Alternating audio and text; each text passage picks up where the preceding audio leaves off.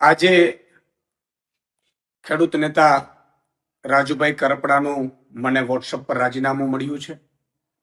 મારે વાતથી નથી, પરંતુ એટલું ચોક્કસ કહીશ કે રાજુ કરપડાએ હળદરથી લઈ અને જે મુદ્દાઓ ખેડૂતોને ઉઠાવ્યા, હળદરમાં એક ખેડૂતોને ઉમ્મીદ પણ જાગી. રાજુ કરપડા, પ્રવીણ રામ અને 86 જેટલા લોકો ઉપર ભાજપે અત્યાચાર કર્યો, ભાજપે ખોટા કેસો કર્યા, ભાજપે ડરાવવાની કોશિશ કરી, ભાજપે ખેડૂતો ઉપર પણ માર માર્યો.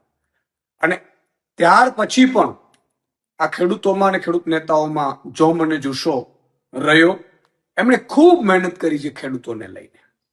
કઈ મજબૂરી હશે એ હજી મારે જાણી નથી શકાયું, પરંતુ એટલું ચોક્કસ કહીશ કે એમણે ખેડૂતો માટે અને ખેડૂતો માટે વ્યવસ્થિત ભાવ મળે, ભાજપ જે અત્યાચાર કરે છે, ભાજપ જે લૂંટ ચલાવે છે, એપીએમસીમાં લૂંટ ચલાવે છે, એને લઈને એમણે ખૂબ આંદોલનો કર્યા, મહેનત કરી.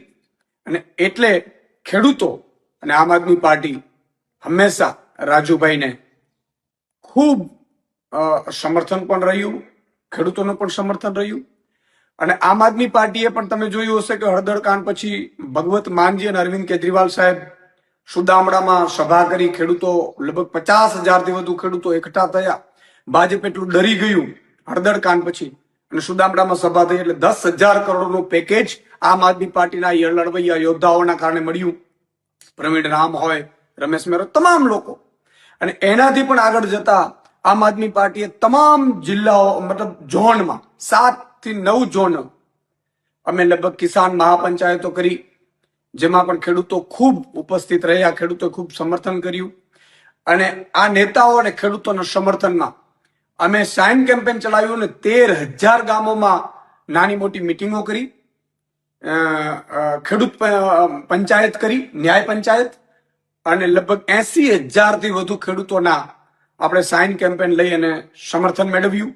અને એ અમારું ડેલિગેશન એ ત્યાં ગયું, મુખ્યમંત્રીશ્રીને માનનીયને મળ્યા.